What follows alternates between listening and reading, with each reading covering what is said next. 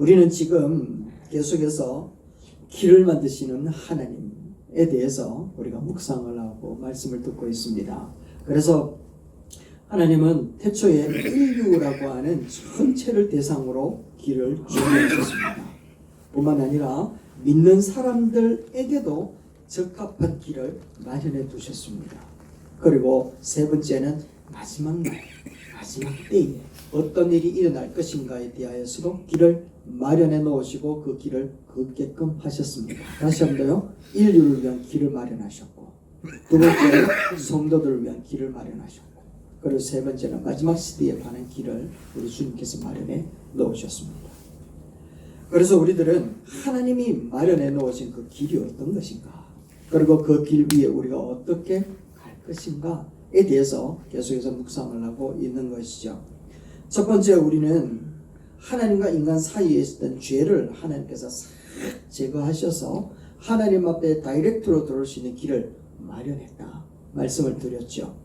그리고 두 번째는 모든 인류들이 하나님 앞으로 나아오는데 오직 믿음이 있으면 된다. 오직 믿음만으로 나올 수 있도록 길을 열어놓으셨다 라고 하는 게 지난주까지의 말씀이었습니다. 오늘은요, 공평한 구원의 길을 우리 주께서 만드셨는데 모든 자들에게 그 구원의 길은 공평하다라고 우리 주께서 마련해 놓으셨다라는 것이죠. 우리가 좀 전에 읽었던 나 가진 재물 없지만, 나 아는 지식도 없지만, 나는 건강함도 없지만, 그러나 나에게 허락하신 그 공평하신 하나님의 은혜가 누군가에게는 건강한 사람에게, 지식을 많이 가진 사람에게, 부유한 사람에게만 구원의 길이 열려져 있었다면 나 같은 사람은 구원받을 수 있는 자격과 조건이 되지 못했을 텐데, 참 감사한 것은 그들에게나 내게나 참 하나님은 공평하게 역사하셨다. 오히려 그 은혜를 모르는 사람들은 알지 못하지만 나는 참 비밀한 것을 알았고 비밀한 것을 들었으며 비밀한 것을 소유한 사람입니다 라고 고백하는 그런 고백이지 않습니까? 그와 같이 오늘 우리들에게는 하나님이 공평하게 모든 사람들에게 구원의 길을 열어주셨으면 우리가 오늘 이 시간 같이 묵상하며 누구에게나 동일하게 공평하게 구원의 길을 만들어주신 주님 앞에 영광을 돌려드리는 귀한 시간이 되시기를 주의 이름으로 축원합니다. 하나님께서 그러면 모든 사람에게 공평하게 허락해 놓으신 것이 있는데 그게 무엇인가 하면 첫 번째는 시간이라는 것을 공평하게 제공해 놓으셨습니다. 무엇을 공평하게 하셨다고요? 시간이라는 겁니다. 우리는 종종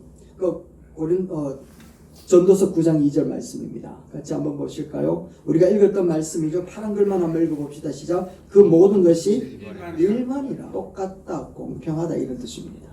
얼마나 자주 기록되어져 있는가 하면 한 구절 안에 3번이나 기록되어져 있습니다. 일반이다, 공평하다. 다시요. 일반이다, 공평하다 얘기합니다. 그런데 자세히 한번 읽어보십시오. 이해되지 않습니다.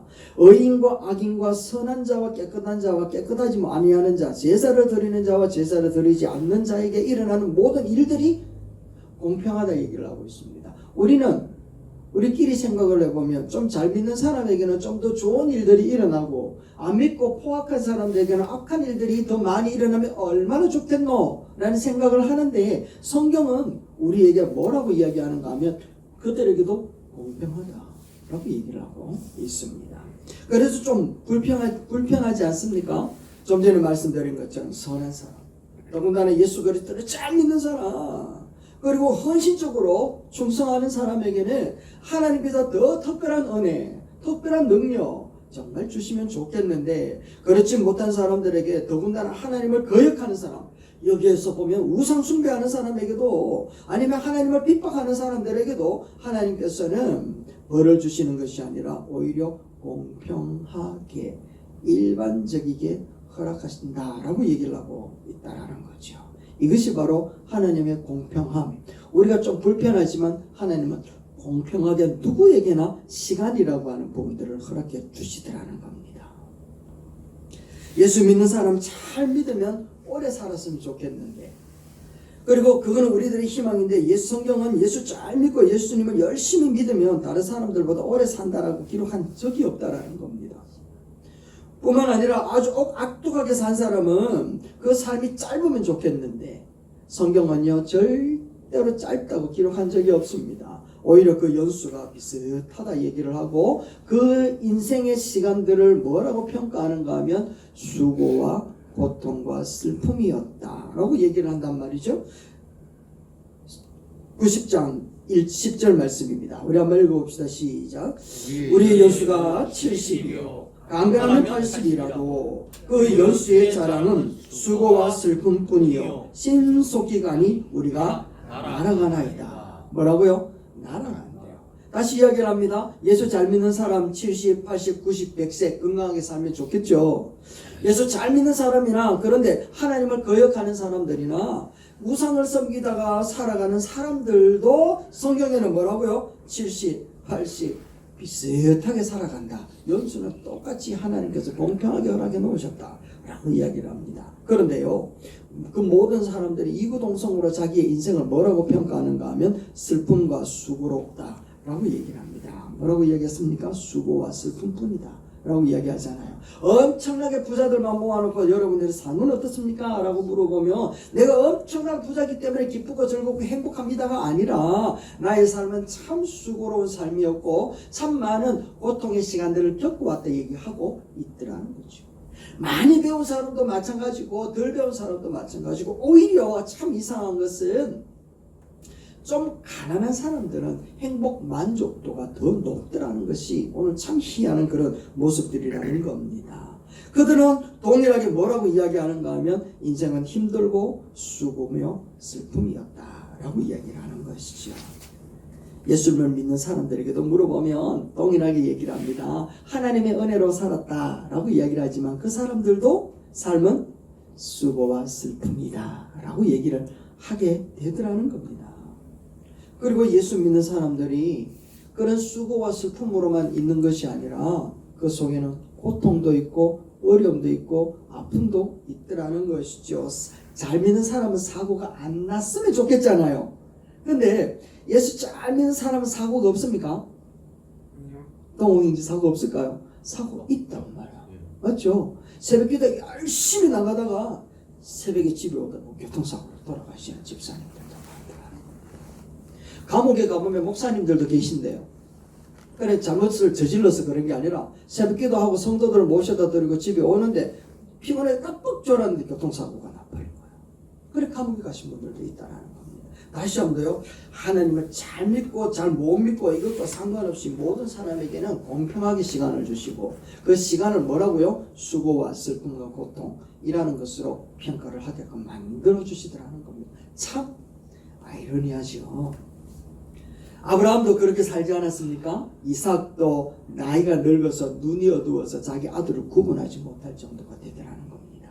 엘리사 같은 사람은 기적을 나타내는 사람이었는데 자기가 죽을 때는 병들어서 죽게 되더라는 거예요. 사도 바울 같은 경우에도 복음을 얼마나 많이 전가하고 안전병기도 낫게 하고 또한 눈먼 자도 귀신을 쫓아내는 엄청난 일을 많이 했음에도 불구하고 자기 몸에 있는 가시와 같은 그 질병들은 치유할 수 있는 방법이 없었다는 것 아니겠습니까?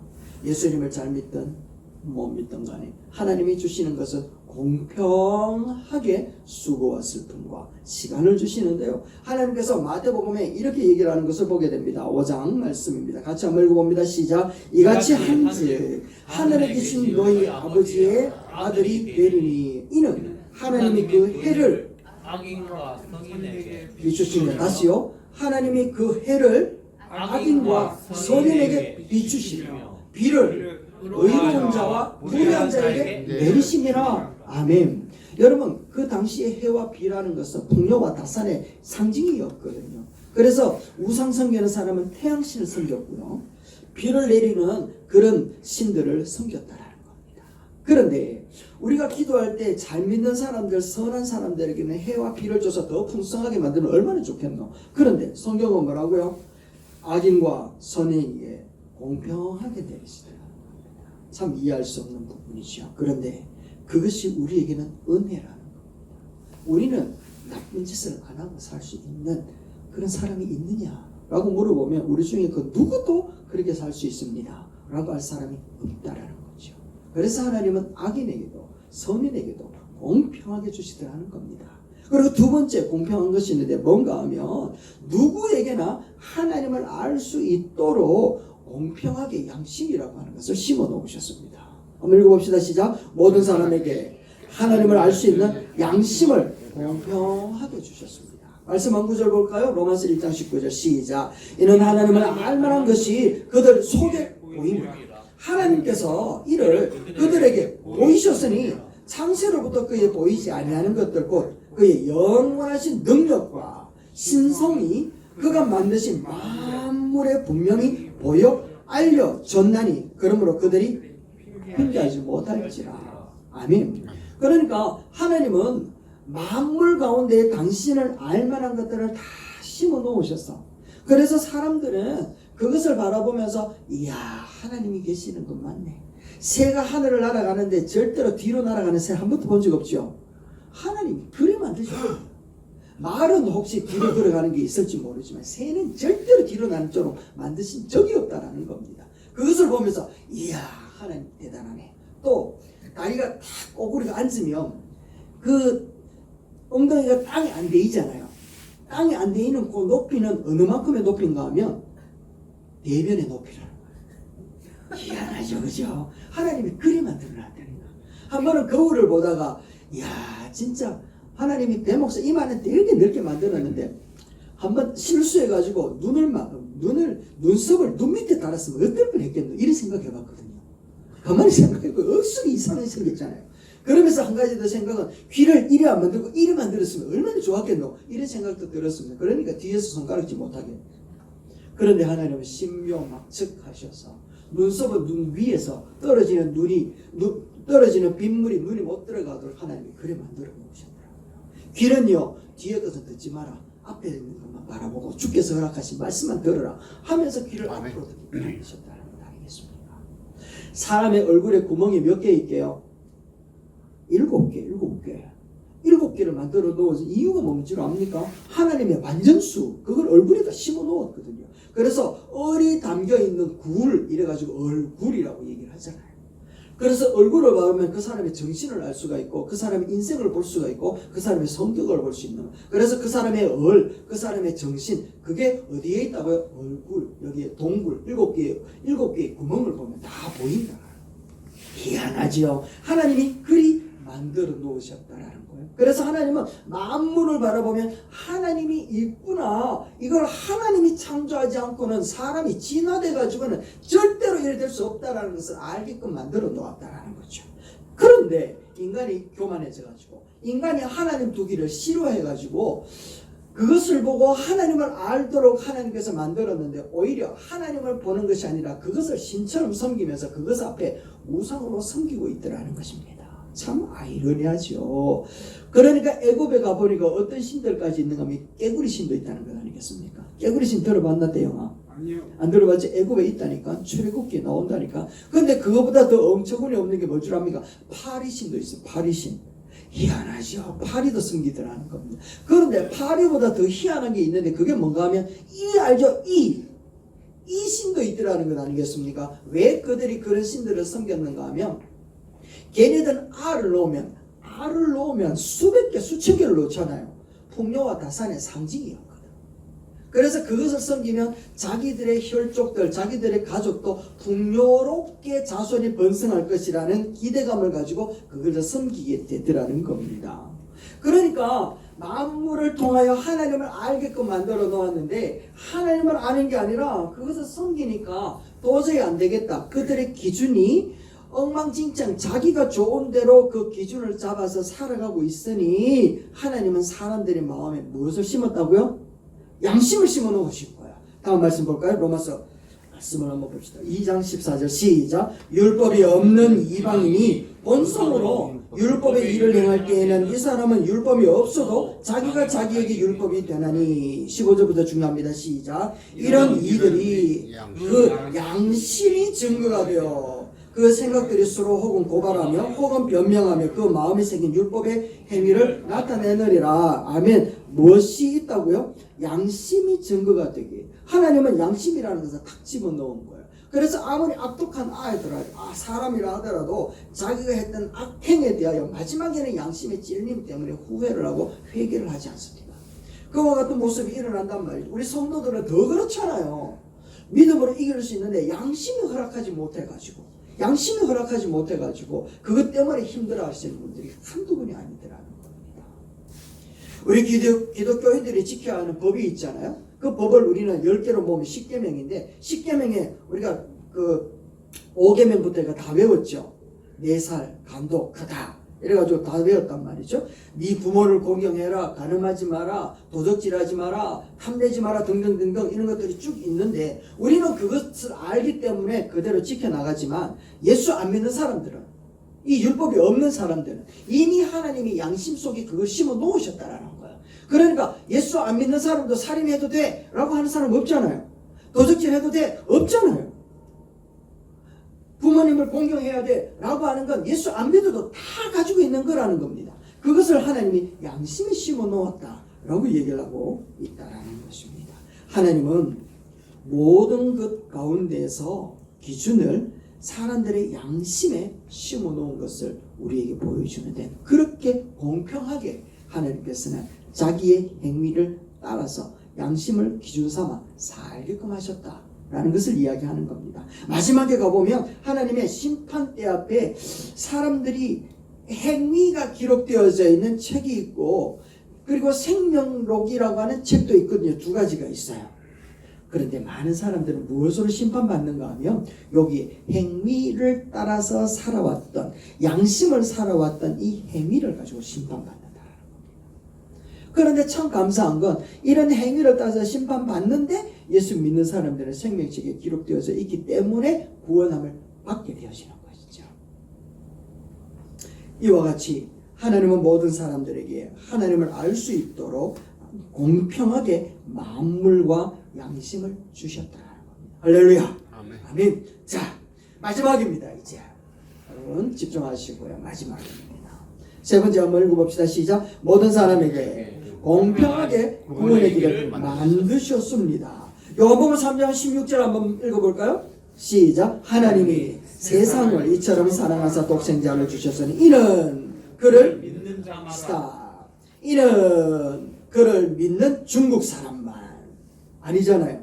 이는 그를 믿는 한국 사람만, 유대인만, 아프리카 사람만 이렇게 구분 지어 놓지 않습니다. 믿는 누구에게요? 모든 사람.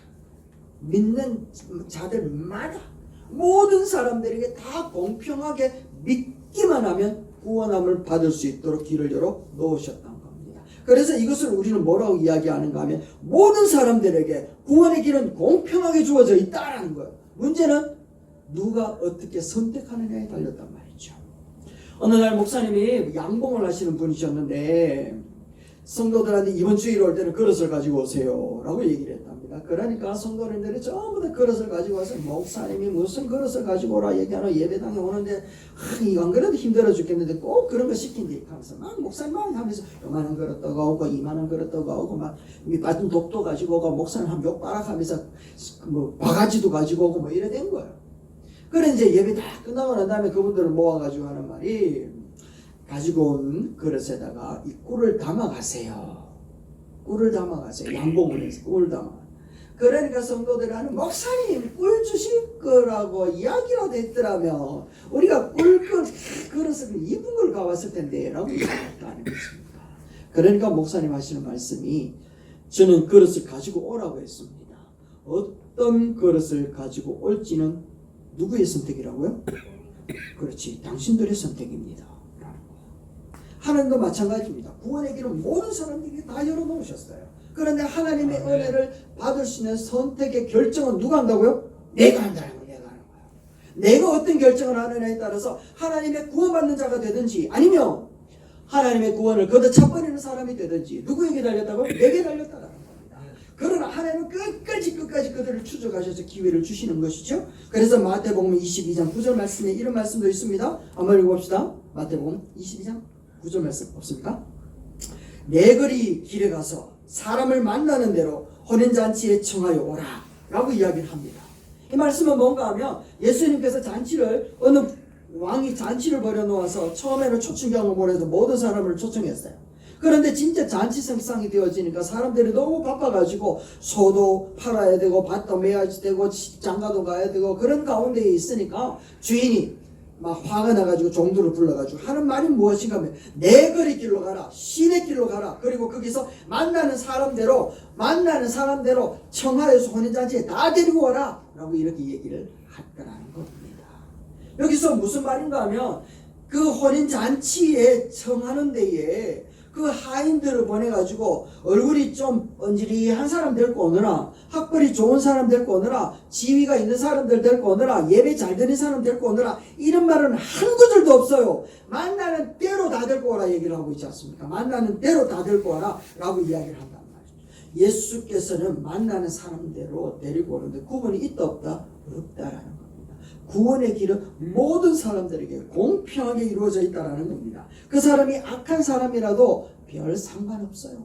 그 사람이 구원을 받기에 참 착한 사람이라든지 선한 사람이라든지 그런 사회적으로 유익이 될 사람이라든지 우리들은 구분의 기준을 갖고 있지만 하나님 앞에 있어서 구원받는 데는 그 어떤 것도 조건이 될 수가 없다라는 것을 얘기한단 말이죠. 할렐루야. 그래서 선한 자는 물론이고 악한 자는 좀 아닌 것 같지만 악한 자라도 믿기만 하면 하나님께서 공평하게 구원을 주시는 거예요. 그리고 저 사람이 건강한 사람인지 보지 말고 병든 사람인지도 보지 말고 배운 사람인지 안 배우는지 그것도 보지 마라. 아니 또 예수 믿고 난 다음에 주의 일을 더 열심히 할지 안 할지 그것도 평가하래요. 아니 하지 말아요. 그것도 하지 마라 이야기를 하고 있단 말이죠. 우리 주님 앞에서는 구원은 공평하다 라고 얘기를 하는 겁니다. 여러분 구원은 공평합니다. 구약 성경에 보면 광야길을 가다 이스라엘 백성들이 억수로 죄를 많이 짓잖아요. 그래서 하나님이 화가 나가지고 불뱀을 확 보내버려서 그러니까 얼마나 많은 사람이 다 물렸단 말이죠. 그러니까 아이고 죽겠네 아이고 미치겠네 하는데 하나님이 모세를 향하여서 야 모세 안 되겠다 싶어가지고 노뱀을 만들어라. 그리고 높이 들고 그것을 쳐다보는 사람들은 다 나을 것이라고 선포해라 라고 얘기를 했어요. 그러니까 그 이야기를 들었던 사람들은 저마다 그 노뱀을 쳐다보는데 얼마 전에 모세를 향하여 손가락질을 하고 모세 니만 선지자가 나도 선지자도 얼굴도 못생긴기 니는 살인 저질렀다 아이가 라고 하면서 모반을 일으키려고 했던 사람들도 그것을 쳐다보면 다 나아버리더라. 희한하죠. 하나님의 역사는 모세를 비만하고 모세를 암살하려고 했던 그 어떤 사람이라 할지라도 노뱀을 쳐다보기만 하면 구원함을 받더라는 거죠.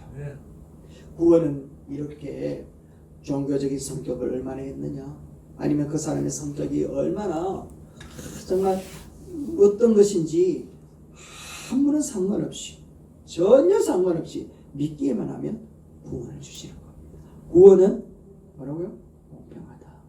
그런데 우리가 그 사람을 평가하면 된다 안 된다? 안 된다. 그런데 왜 평가하노? 여러분 왜 평가할까요? 맞습니다. 자기 기준을 가지고 만물 속에 하나님을 알만한 것을 심어 놓았는데 인간이 교만함으로 그것을 하나님을 통하는 도구로 삼지 않고 자기 기준으로 자기 옳다는 것으로 주장하는 것으로 나타나고 있으니 그것을 하나님이 보실 때에 교만이다 라고 얘기를 하는 겁니다. 그래서 자기 주장을 하는 사람은 교만한 사람이다 라고 얘기를 하죠. 물론 이 주장은 하나님의 뜻을 향하여 목숨을 걸고 지켜내야 되는 주장과 다른 주장을 얘기하는 겁니다. 그래서 우리가 좀 전에 찬양을 들을 때 겸손이라는 것은 자기를 주장하지 않고 오직 하나님의 뜻을 행하는 사람이다 라고 얘기를 하는 겁니다. 기생과 아합 같은 경우에도 자기의 출신이 자기의 형편이 자기의 상황이 아무리 나쁜 기생이었다 할지라도 믿기만 하니까 구원함을 받게 되더라는 겁니다. 아수르 사람, 니느웨 사람은 하나님의 복음을 한 번도 듣지 못해서 사람이었습니다. 그런데 요나가 가서 얘기를 하니까 구원을 받더라는 겁니다. 믿음으로. 유대인들을 그렇게 괴롭혔던 사람들임에도 불구하고 믿으니까 구원을 베풀더라는 것이죠. 말씀을 맺습니다, 여러분. 하나님께서 구원의 길을 모든 사람에게 공평하게 만들었는데 우리가 어떻게 이 사람은 되고 이 사람은 안 된다고 제한할 수 있겠느냐? 라는 것을 우리에게 묻고 있습니다. 하나님은 모든 사람들이 구원을 얻을 수 있도록 길을 열어놓으시고 예수를 믿는 사람에게 성공을 주시는 것이 아니라 부지런한 사람이, 정직한 사람이 성공할 수 있도록 길을 열어놓으시고 만드시고 계신다라는 겁니다. 악한 사람에게는 하나님은 비를 내리시고 선한 사람에게도 비를 내리시고, 할렐루야. 인류 가운데 없어졌으면 좋겠다는 사람에게도 하나님은 비를 내리시고 하나님의 태양을 비추신다는 겁니다. 하나님은 모든 사람들이 다 공평하게 구원함을 받기를 원하고 계시는 거죠. 이것을 원리로 삼아서, 이것을 기준으로 삼아서 특별한 경우에는 하나님이 그렇지 못한 사람에게는 조금 더 나은 기회를 주시지만 영원히 그것을 가지고 자기의 믿음의 도구로 쓰게끔은 하지 않더라는 것. 딱 한 번 그 상황에서 쓰게끔은 하셨으나 반드시 그것을 하나님은 가지고 가시더라는 거죠. 그리고 이 사람은 자기의 길을 걸어가게 되더라는 것을 우리에게 가르쳐 줍니다. 그래서 하나님은 모든 사람들에게 공평하게 구원을 얻는 길을 허락해 놓으시고 또 그 형편 앞에서 우리들이 담대하게 살아가기를 하나님은 원하고 계시는 줄로 믿습니다. 우리가 하나님의 아들이 되었다라는 그 사실이 그냥 이 모습 이대로 이 상태에서 믿기만 하면 된다라고 하시는 우리 주님께서 공평하게 열어놓으신 그 구원의 길을 달려가도록 하시는 것을 오늘도 믿으면서 주님 앞에 감사하며 살아가는 저와 여러분들 되시기를 주의 이름으로 축원합니다. 기도